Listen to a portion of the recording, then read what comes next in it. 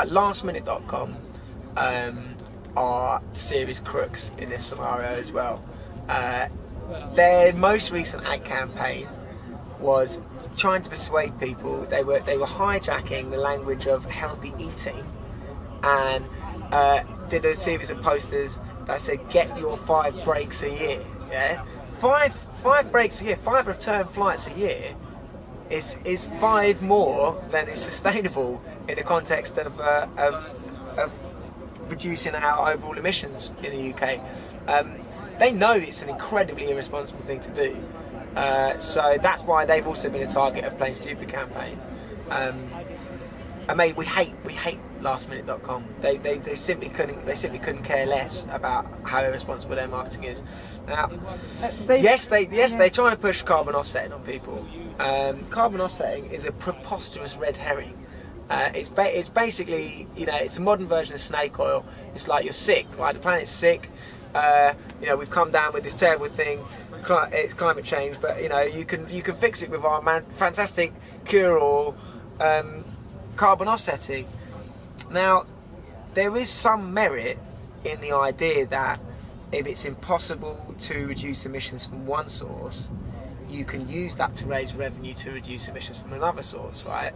That, there is some merit in that idea.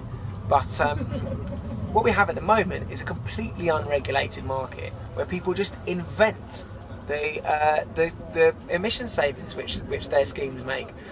There's absolutely no way to verify this stuff, and we've got a complaint in the Advertising Standards at the moment because EasyJet claim that their carbon offsetting scheme allows you to neutralise the emissions from your flights.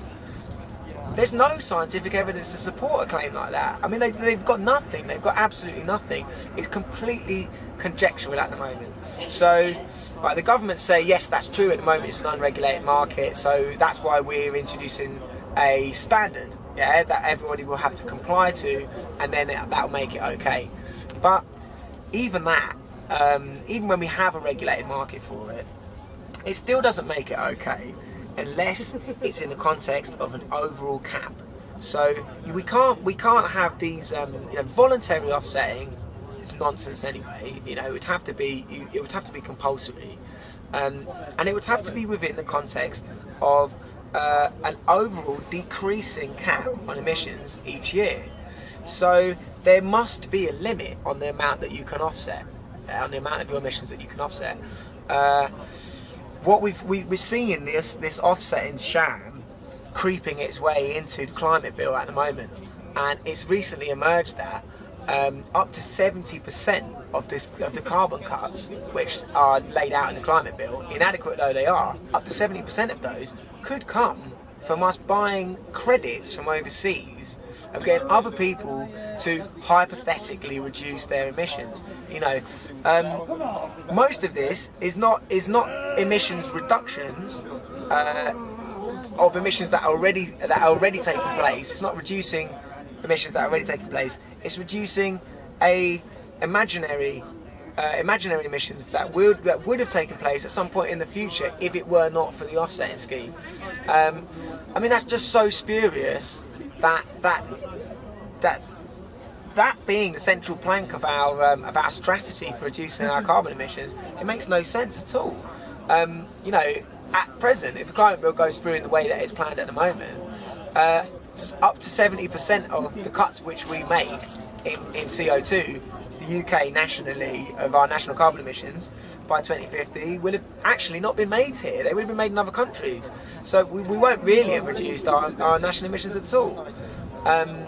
So certainly from a personal point of view, offsetting your flights is nonsense. It's absolute nonsense. It's basically a waste of money, and I would actually say that it is a positive liability in the fight against climate change, because it misleads people into thinking that we can deal with this problem without making dramatic changes to the way we live our lives, and that's simply not true.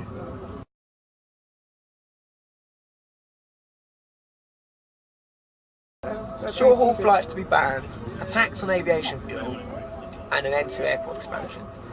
So we want short-haul flights banned because we can do those journeys by some other means.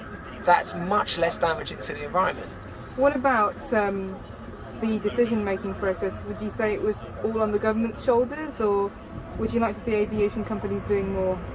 How can a responsible aviation company act? Well, this is the problem, you see, that we're coming back to the technological issues, because really there is no such thing as a responsible aviation company. You know, the only thing a responsible aviation company could do would be to reduce the number of planes in its fleet and reduce the number of flights it's making.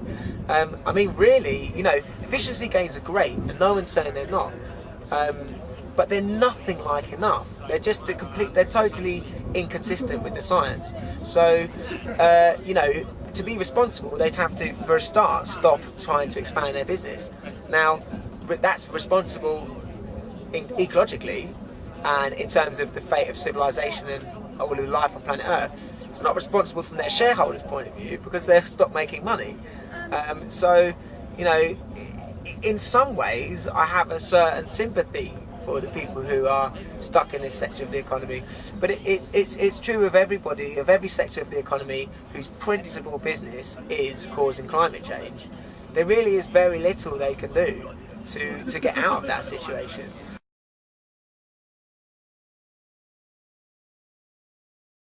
I mean, it's all well and good, you know, and I support in principle the idea of carbon labelling. I think all products really should say on them roughly how much carbon's been emitted in producing them, and so, you know, taking a flight as a product, and I think that if people were able to see how much their flights emitted relative to how much everything else that they do in their lives emits, that would certainly inform the decisions which they make if they're worrying about climate change.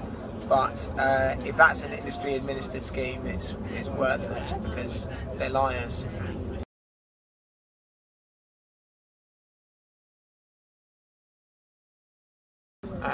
You know, if we end up in a situation where we're having to sue aviation companies for the damage they cause, I think that will be a failure.